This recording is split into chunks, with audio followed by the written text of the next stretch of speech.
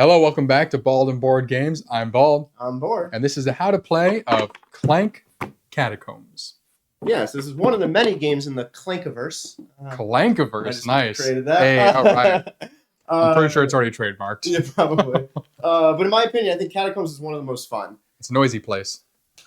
So, the setup is actually really simple for this. It seems like there's a lot of pieces in the box, but it's a very simple setup. Mhm.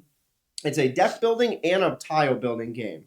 Yes. So we have three major components. Number one is the cards you'll have in your deck that associates everything you see on the bottom of the screen. Mhm. Number two will be how you build out the tiles here in the center. And then number three is how you die. Which is there Yes. is a dragon in these catacombs. Yes, the more noise you make, the faster you will die. Yes, which we've experienced firsthand last time we played this. And Steve experienced the last time we played as well. Yes. So in order to get started, what you do is you set up your initial play hand, which Nook will go over in a moment. Nook. My new name is Nook. Nick will go over in a moment. Yep. But then you also set up the general card supply. So you should have four little sets here: Explore, Mercenary, Secret Tomes, and a Singular Goblin. These are available for purchase throughout the game, and those are always exposed. You will also have a large deck. Shuffle that up, and you will deal out 6 cards that initially will be your marketplace. And in this case, we have 4 that have this dragon symbol on it. So if you zoom in here, you'll see a dragon symbol. The way that works is if that's part of your initial set, you want to pull those out and draw until you have 6 cards that do not have a dragon. And reshuffle. So, once you have 6 cards that do not have a dragon, shuffle the deck back up if you need to, and this side will be ready to go. For the setup over there, I'll let Nick point that out for our dragon board.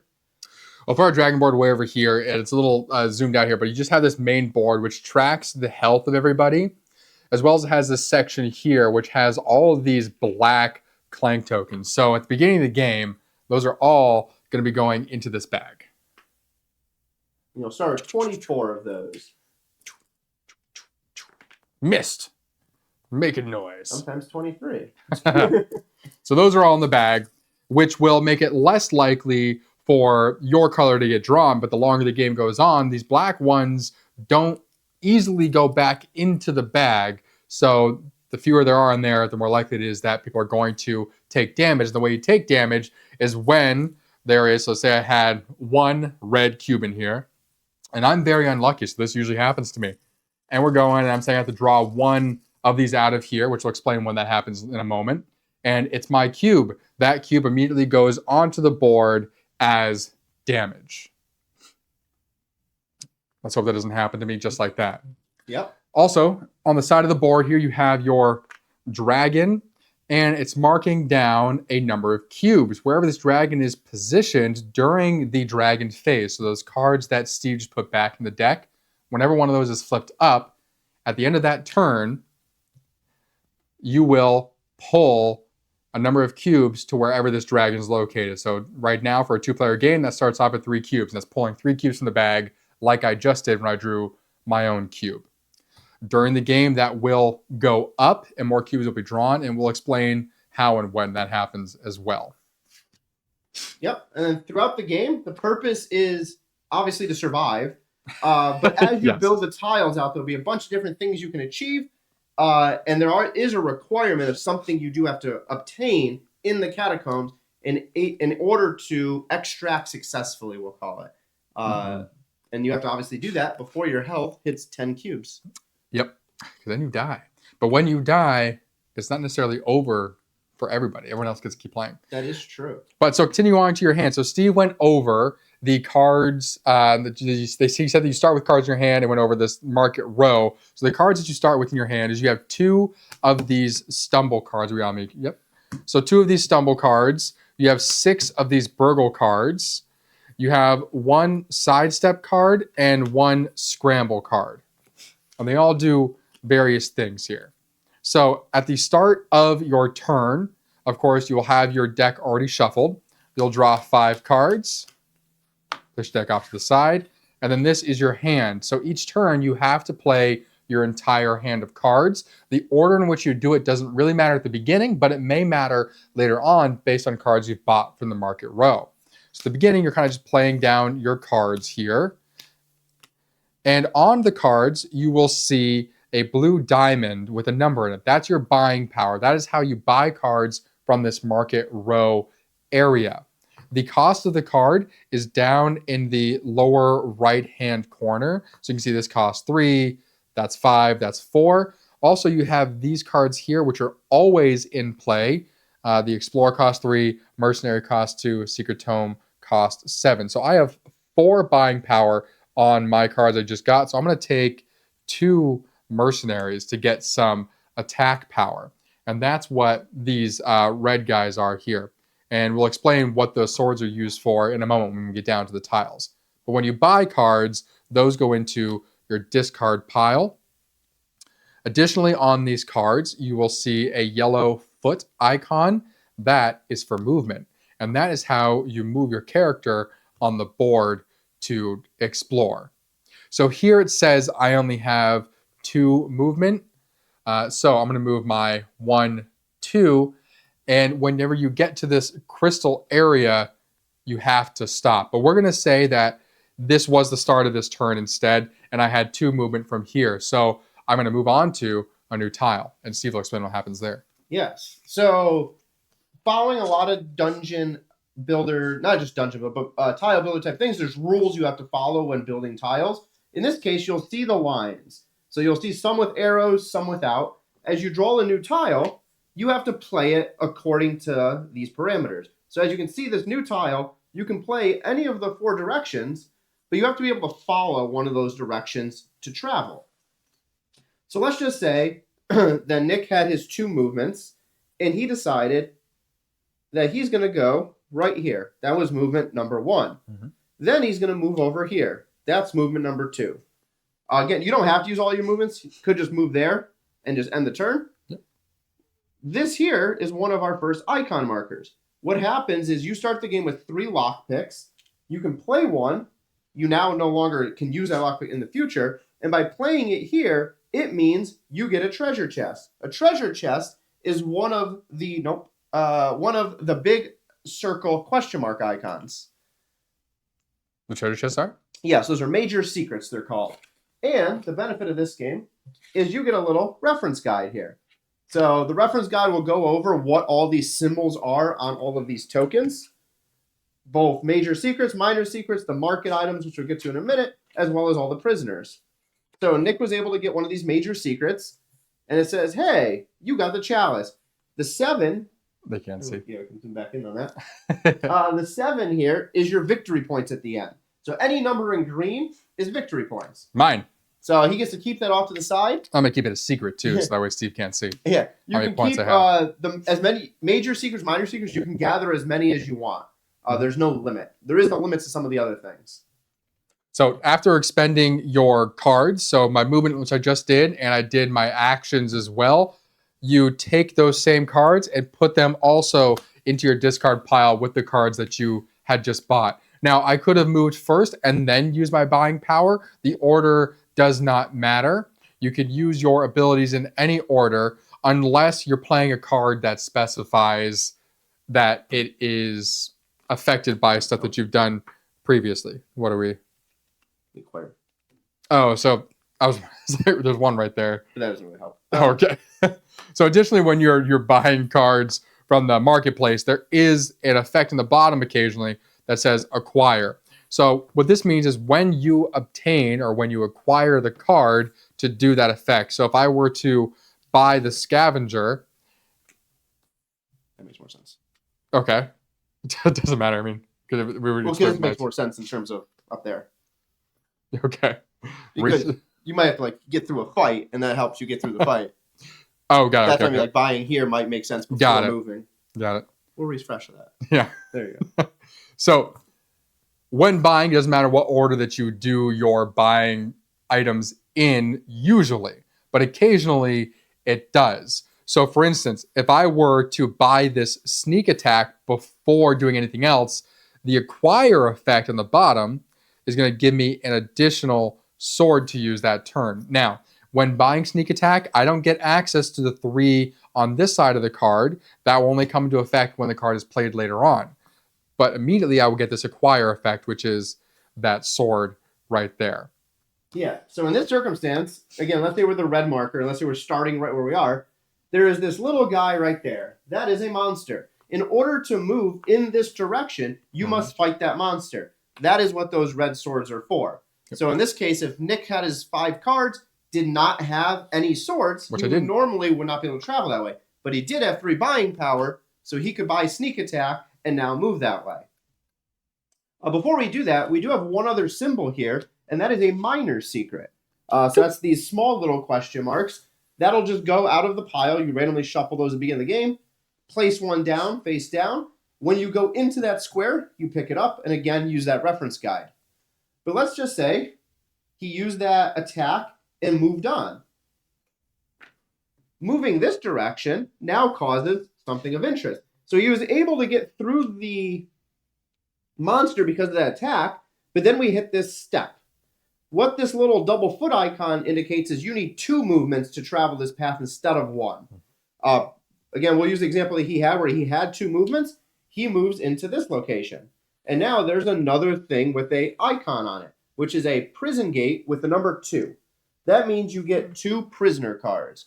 And they have like prison bars as the icon indicator on them. Again, shuffle those up before the game. Grab 2 of them. You'll be able to just look at them yourself to see what they do. Sometimes you can play the game where you just expose these when you get them. Nick and I like to keep it a secret until we use it to make it a little more interesting. The rules tell you to have them face up in front of you, but house rules don't expose your plans. Yes. And again, the reference sheet will tell you what all of these mean, and they also give you some extra points at the end. Yes, indeedy. Again, this would be another minor secret. You would put a token there. Some of the other symbols you will see as you're progressing throughout the game is yet another one that looks like this. The difference here is these are minor secrets like we just saw, but you guys can't see. There we go. These are both minor secrets that you both saw, but now we have a lockpick icon. Unlike the pick that Nick put over here, this lockpick requires you to use a lockpick, but then it just goes out into the general supply. So it was a one-time use to get through, but every time you travel that path, you have to use another lockpick. There's 2 other things you may see while you're playing tiles. One is this, a blue tile that has a ghost in the center. What that does is it requires you to take one of the 5 white dice, just kidding, blocks, cubes, and toss it into the area, and then it'll go into the bag. What that white indicates is everybody takes damage if it is drawn. There is a few cards that help you block against that, but if you're playing a full game of 4 players and you draw a white cube, boom, everybody taking damage. Additionally, when the white cube is drawn, which for whatever reason I can't draw it right now, there we go. If the white cube is drawn, it goes back in the bag afterwards, doesn't it? Yes. Yep. The other thing about this specific tile that we see here is there are way shrines on these tiles. That indicates that you go. I know. Hold on. We're going to pause right there in the middle of this because it's hilarious. I said it right. I thought it through. Steve said it right. They're way shrines. During the gameplay, which you'll see a playthrough in a moment here, if you go and watch it afterwards, most likely Steve will call these things way shires at some point. I like Lord of the Rings. Anyway, continue. When you enter one of these, you take one of your own cube supply. So Nick and I both have our own cube supply. You start with 30 cubes. You'll place one of those into a corner. As soon as you do that, you get 1 gold. Once you've placed the first one there, let's say I moved over to the second one, you place another one, now you get 2 gold because you have 2 cubes down. The benefit to visiting these locations is now that is 2 less cubes that will not make it into that bag. So your odds will increase because you have less potential that your cubes are in those bags. And a word of note about those way shrines is you cannot have multiple of your cubes on one way shrine. Yeah, you can only have 1 on each way shrine. Yes. Now I'm having to think about it because I said... Yeah. Then the last tile here that we'll show off is... Why don't you just put it next to it? That's... is this one right here, which is, so let's just say we're moving along this whole board, and you end up here. This here is a marketplace. So throughout the game, you'll earn gold doing different things, whether it's buying cards, whether it's landing on these way shrines, or certain tiles may have a gold marker. When you land on this, marketplace, you can purchase some of these items. You have crowns. Those are worth just victory points in the end. You have 7 victory points as well as 2 health. You can only buy that if you've already taken 5 damage against you.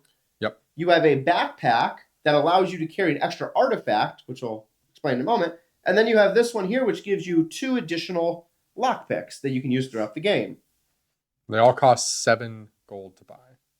Yes. Yeah, they all cost 7 gold, unless you have a fun card that tells you, hey, you can do it for free, or for -5, or something like that. So pay attention to your cards as you get some of the effects aren't necessarily for movement or something like that. It could be for a benefit like the marketplace. Yeah, and some of them make things in the marketplace more beneficial. That is true. And then the last thing here is you see this treasure chest symbol. That is an artifact. So the artifact is that token. When you visit, you get to pick it up. This is the only token that has a limit. You can only carry 1 artifact with you unless you purchase the backpack. If you purchase the backpack, you can carry an additional 1 per backpack that you own. For a 2-player game, it's pretty easy for each of us to kind of go through and buy the different items. But if you're playing a 4-person game, there's only 2 backpacks over there. So it's really a fight against your opponents to get those backpacks. And these artifacts have 2 purposes. Number 1 is it has victory points. As you can see on this one right here, 20 victory points at the end. Additionally, in order to survive, whether surviving against the dragon when you've taken 10 damage or anything else, you must own an artifact. If you do not own an artifact and you die by the dragon, you're automatically dead. You lose everything. So all your victory points you've obtained already, gone. So those are all the tiles.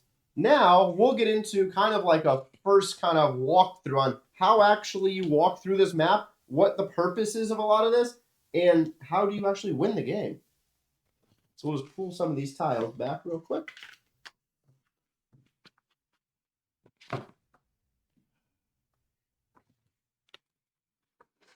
I'm looking up the artifact setup. Stack the artifacts in order. Oh. So you want to mention that they have to be set up in order of value? Sure. Because it goes, 5 on top. Yeah. And so on down, yeah. Because we didn't cover that when we were talking about the tokens or anything. When I put the tile back out, I'll cover it. Mm-hmm. So we have that. Yeah, so we did white, black, market, these. We didn't explain either that when an artifact's taken and that goes up. No, but I'll cover that when we cover, yeah. So we cover both of those. I need and then one more lock. I need another lockpick back. Oh yeah, how this dragon thing works. We'll go through the dragon thing when you go through, and then effects on the cards, just when you play them, and like how Clank ends up in the bag. Okay, so I'll do the rest of the tiles, and I'll let you do. Okay. All these cards and triggering like, hey, because this should be next. Yeah, dragon's next. Yep. So we'll just throw that back in here. Cool. So now you understand how all of these parts of the tiles work. So how you actually play the game and actually, win. I missed one little thing on the two little things on the tile, actually. This area and the portals. And, place some tiles, which I'm assuming you're going to go over now. Yeah. Okay. So now that you understand exactly what all the different pieces of the tile are, and there's one other one which we'll cover in a moment, this is how you actually win this game and play it through.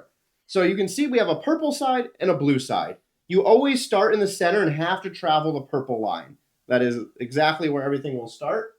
So if we zoom into that, both Nick and I are already sitting in the mausoleum, per se, we'll call it, or the entry to the catacombs. So as you play your tiles, you'll always play purple first. Purple goes onto purple. If you happen to make it to the blue area, then you can play blue against blue. But there are only 6 purple tiles. So it's most likely going to happen. You're just going to use the 6 right off the bat. So if you go this way and then end up here, there's still purple tiles left over. If you can go, you can still put. Do you have to put a purple? Or can you put a blue here even though there's purple left over? No, because that'd be purple out off of purple. But then you can play, like if you go here and then you go this way, then you can play blue because it's blue off of blue So if you're on purple here and you go here, you can't play blue. You have to play purples that are left until over. purple's gone. Yeah, Got if you're coming out of purple, you have to play purple. If you're coming out of blue, then you can play blue. Okay, cool.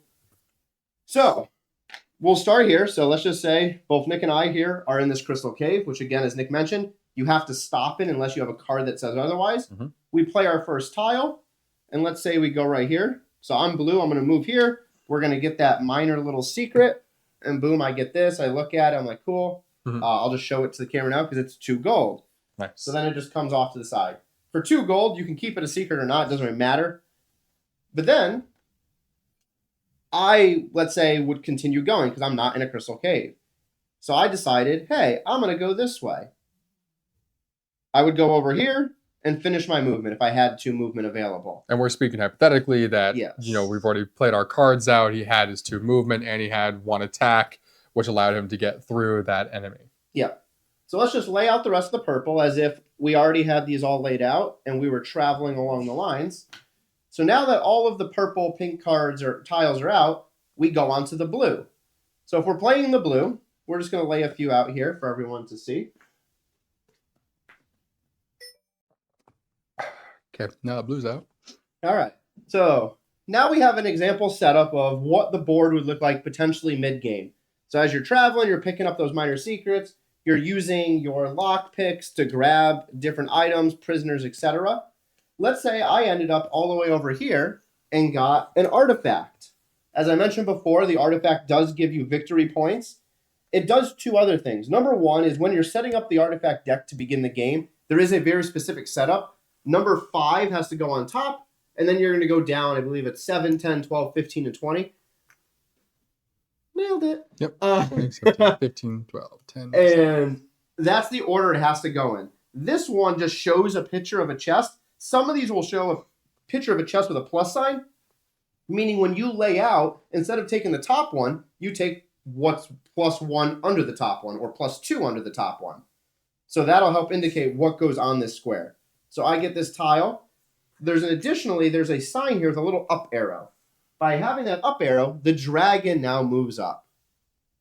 And now it's still 3, but it's getting closer to that 4 range and the 5 range. Mm-hmm. So that's one thing to pay attention to as you're playing the game. Again, in a 2-person game, that won't happen that often because you're not going to be collecting that many artifacts that quickly. But in a 4-person game, that dragon can all of a sudden surge to the top because 3 players in the matter of 2 turns all got artifacts. So now that I'm sitting over here in the blue area, I've collected my artifact. I have 2 options. I can just leave, and you just make your way all the way back here to where you started, and then you get a little called, I believe it's power token, which is 20 victory points. That's option 1. Option 2 is you can keep traveling, try to get more prisoners, try to get more major minor secrets, etc. The danger of that is if the dragon deals you 10 damage and you're in a blue tile, you automatically die. If the dragon deals you 10 damage and you've made your way back to a purple or pink tile, you are safe. Meaning you've locked in exactly what you've owned. You're not going to gain anything else. Your character's just going to die there. But you've locked in your experience and how many victory points you have. You've gotten far enough out of the catacombs for your family to find your corpse and all of its goods. Yes. So definitely pay attention to that as you're getting late in the damage stage or there's a lot of dragon attacks on where are you and can you quickly get to a location. Yeah, often we found ourselves stuck trying to figure out the quickest way to get out of the blue because we were 1 point away from death. We knew it was most likely that if we didn't get out now, you're going to die. And then the very last thing on the board is this little circle of purple pink here. If you land on, let's say this, if you're on this tile, if you move 1 movement here, you automatically can teleport to any other one of these symbols. So I can teleport all the way over here. And that is just cost 1 to go in, 0 to come out. I have a monster attack. Let's say hypothetically I have the ability to do that.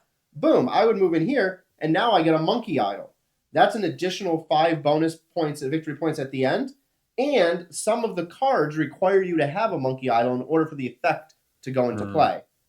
And speaking of cards and effects, we're going to hand over to Nick to actually talk about some of these. It's very Legends of the Hidden Temple. Yes. So earlier I went over the starting cards you have in your hand and what the icons on the side do. So to recap, the blue diamond is your buying power, the yellow foot is your movement, and the red swords are your attack. And we've gone over what those do exactly. But additionally, on most of the cards, not on these, there are effects in the bottom section.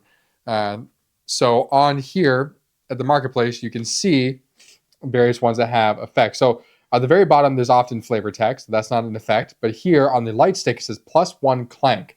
That means when you play this card from your hand, you will add +1 Clank to the Clank section. So Clank is your cube color, and it goes onto the Clank section on the main board up here.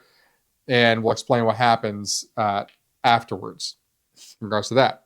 So here you can see the lion weight card says to -2 Clank. So that would mean taking 2 Clank off the board, not out of the bag where it will ultimately end up. And it's only off the top section of the board, not off of the damage you've already taken. Correct.